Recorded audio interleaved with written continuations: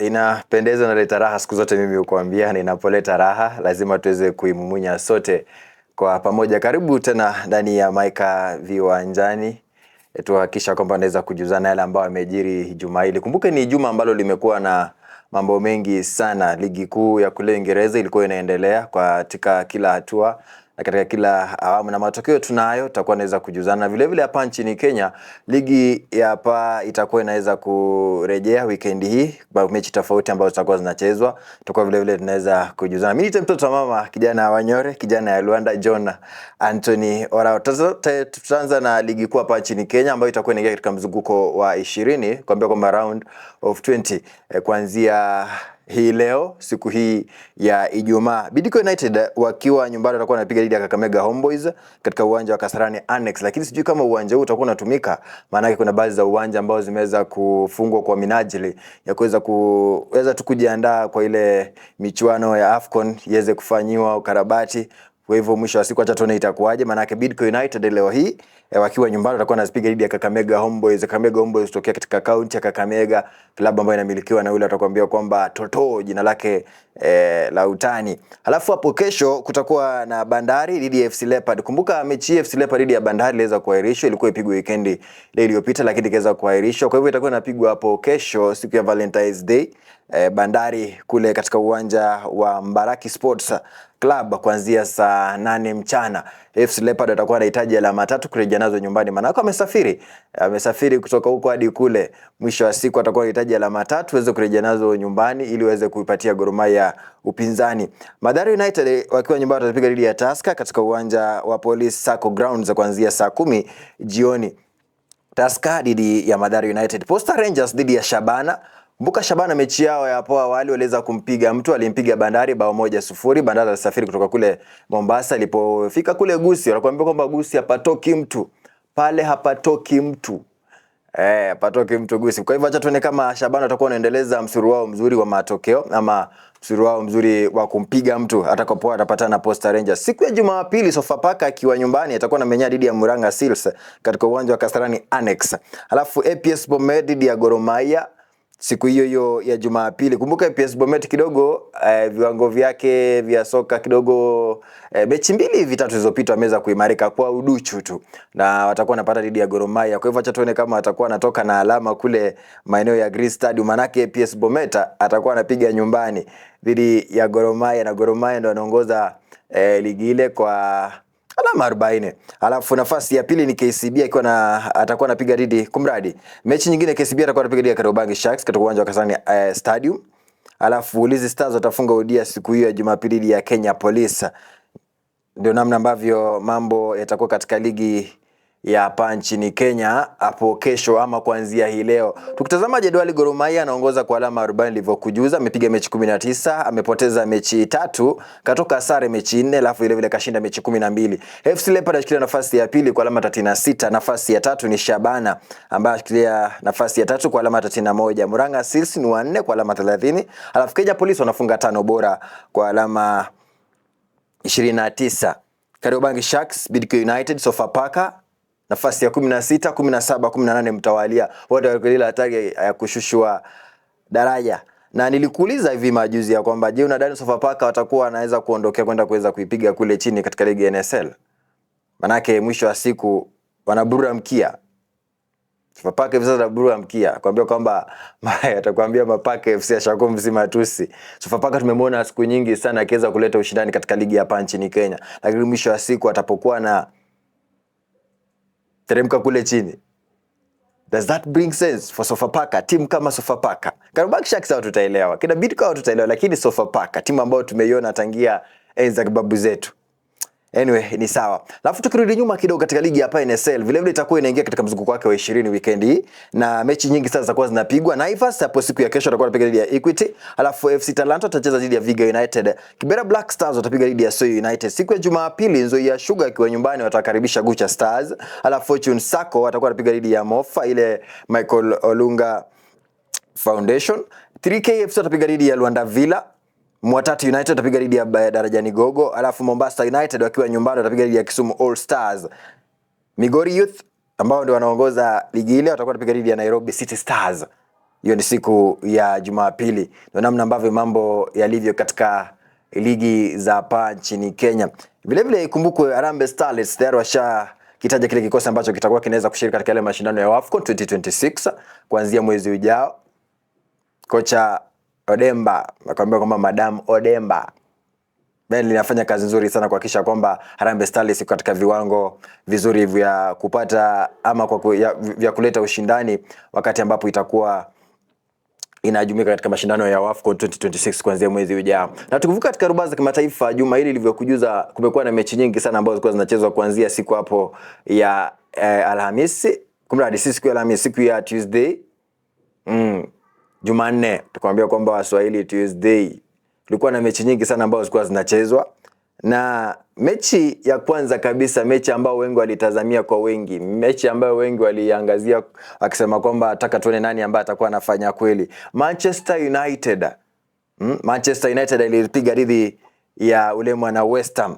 Nakumbuka kwamba Manchester United walikuwa wanataka waweke ile rekodi ya mechi 5 mfululizo kama hajapigwa, lakini mwisho wa siku akaambukia kutoka sare, na ile ni kutoka tu nyuma. Kaniambia mshikaji wa kwangu Antonio, Manchester United kidogo huwa inakuwa ni miungu. Maana unapopatana na timu kubwa, kumbuka amempiga City, amempiga Chelsea, amempiga Arsenal, sasa Brentford, West Ham, who is West Ham? Anashindwa kumpiga West Ham. Ndivyo akatoka sare ya goli 1-1, na alitoka nyuma bao ambalo ilifunga katika zile dakika za VAR 20 tusipatikane kwa wenyewe. Dakika zile za unaambia babe zima taa kwanza, na ule mwiche Sesko hakisha kwamba anatoka sare ya 1-1. Tottenham Hotspur walipigwa na Newcastle. Tote kidogo hali kule ya kukaliki. Everton dhidi ya Bournemouth akapata ushindi. Chelsea dhidi ya Leeds kutoka nyuma wakatoka sare ya goli 1-1 siku hiyo ya Tuesday. Hapo siku ya Wednesday, Aston Villa dhidi ya Brighton. Aston Villa akapata ushindi goli 1-0. Crystal Palace akapata kipigo cha magoli 3-2 na Burnley. Manchester City alipata ushindi mkubwa sana wa magoli 3-0 dhidi ya Fulham. Alafu Nottingham Forest dhidi ya Wolverhampton akatoka sare, na Nottingham Forest walimfuta mtu kazi. Mwisho wa siku hawana kocha tunavyozungumza hivi sasa. Sunderland dhidi ya Liverpool akapata ushindi mwembamba wa goli 1-0. Alafu hapo jana Brentford na Arsenal. Namna tu ambavyo ilivyokujuza, Brentford anapopatana na ile timu kubwa atamkazia. Ni mwisho wa siku hapo naona Arsenal inaweza kusuasua na hata kutoka sare ya goli 1-1. Ni mechi ambayo kidogo ilikuwa na ushindani mkubwa. Maana mwisho wa siku kama Arsenal wangekaa vizuri, walikuwa wanaongezwa la pili na ingeisha 2-1. Lakini mwisho wa siku 1-1 kwa faida ya Arsenal na vile Brentford, wote waligawanya alama. Tukiangazia namna ambavyo jedwali lilivyo katika ligi kuu kule Uingereza, Arsenal wanaongoza. Ndovu ni kuu atakwambia. Ana alama 57. 57 points. Alama 4 tu nyuma ya huyu mwana Manchester City. Ama mbele ya mwana Manchester City. Manchester City ikiwa atashinda mechi yake ambayo itakuwa inafuatia baada ya mapumziko ya kupisha mechi za FA. Alafu Arsenal akapuyanga akapigwa.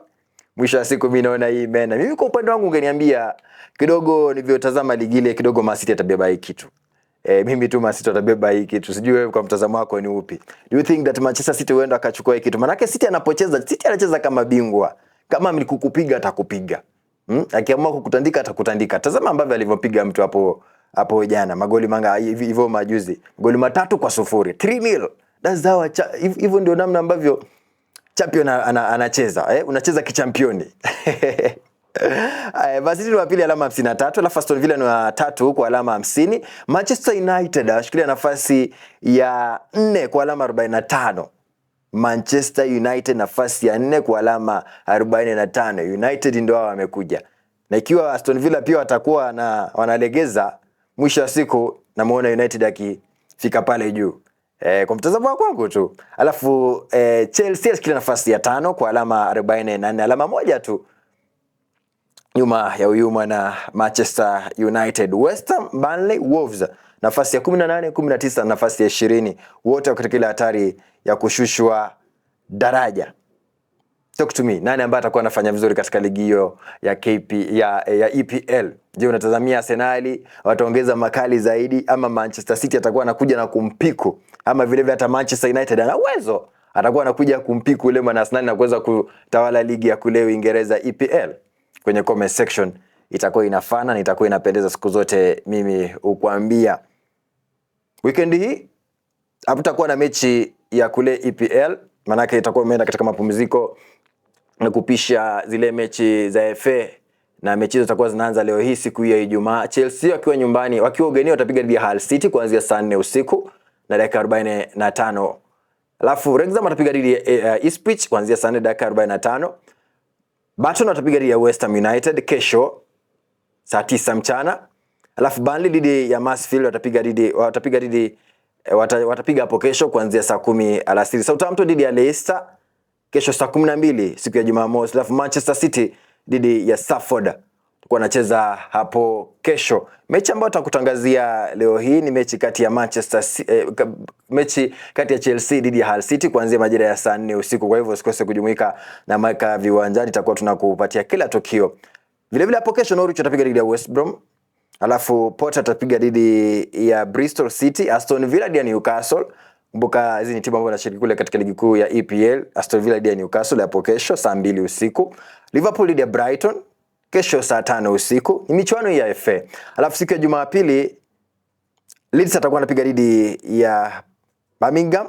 Alafu Grimsby atakuwa anapiga dhidi ya Wolverhampton. Ndio namna ambavyo mechi zitakuwa hapo kesho ama kuanzia hii leo katika ile mashindano ya FA. Ataniuliza Antonio, kwani Arsenal wako wapi? Arsenal vile watakuwa anapiga siku ya Jumapili dhidi ya Wigan saa 1 jioni. Stoke City dhidi ya Fulham. Alafu Oxford United watapiga dhidi ya Sunderland. Huyo Brentford watapiga dhidi ya Mansfield siku hiyo ya Jumapili. Ndio namna ambavyo mambo yatakuwa. Na tukiangazia tukisalia katika ile ligi ama katika zile zuba za kimataifa, hapo jana kumekuwa na mechi ile ya Copa del Rey. Barcelona aliweza kuhakikisha kwamba anapigwa mazee. Barcelona alikungutwa magoli 4-0, 4-0 na Atletico Madrid. Yaani unakungutwa tu 4-0 na Atletico Madrid. Na Atletico Madrid, kumbuka mechi yao ya hapo ya ligi walikuwa lambazo 1-0, lakini mwisho wa siku jana kajikakamua kwa kumpiga yule mwana Barcelona. Namna ambavyo mambo yalikuwa katika ligi ya kule ama katika zuba za kimataifa. Na tukirejea hapa nchini Kenya ama katika ukanda wa Afrika Mashariki, leo hii kutakuwa na ile kamati, kutakuwa na ile mkutano wa ile kamati ya andalizi ya michuano ya AFCON. CAF tayari ishafika Tanzania kule Dar es Salaam, maana mkutano utakuwa unafanyika kule. Na kumbuka kwamba kumekuwa na tetesi ya kwamba huenda michuano ama mashindano ya AFCON itakuwa inaweza kuahirishwa. AFCON 2027 itakuwa inaweza kuahirishwa. Kwa hivyo leo hii saa 9 mchana tutakuwa tunapata mwelekeo zaidi ya kujua kwamba kama Afrika iko tayari kuweza kuandaa mashindano hayo. Manake Kenya, Uganda na Tanzania wote wanaandaa mashindano yao kwa pamoja. Je, Kenya, Uganda, Tanzania wako tayari kuandaa mashindano yao? Viwanja viko tayari? Hivi sasa ndio unaona kwamba baadhi za mechi hapa nchini Kenya zitakuwa zinaahirishwa na kutafutwa katika ama zitakuwa zinapigwa katika nyuga zingine mbadala ili kupisha marekebisho ya zile nyuga ambazo zinahitajika kutumika. Kasarani, Nyayo, Atalanta ndio ile bado haijamalizika, ama Raila Amolo Odinga International Stadium bado haijakamilika. Mimi kwa mtazamo wangu, mimi kama Antonio mtoto mama, ingekuwa kama ningekuwa na uwezo ningairisha mashindano hayo. Niweze kuipatia serikali muda, vile vile serikali ya Kenya, Tanzania, vile Uganda ya kuandaa viwanja. Ingekuwa vizuri kama ingepigwa mwaka 2028. Acha leo hii tutakuwa tunajua mbivu na mbichi. Nimekuwa kwa mtoto wa mama John Anthony Orao. Endelea kututegea na vile kufuatilia katika mitandao yetu ya kijamii pale Facebook @Maika Media, Maika Radio, TikTok Maika TV, Maika Entertainment, YouTube tafuta Maika Radio, Maika TV, Maika Entertainment. Nakwambia kwamba Maika Radio hii ni sauti yetu siku zote, usibonyeze kidude.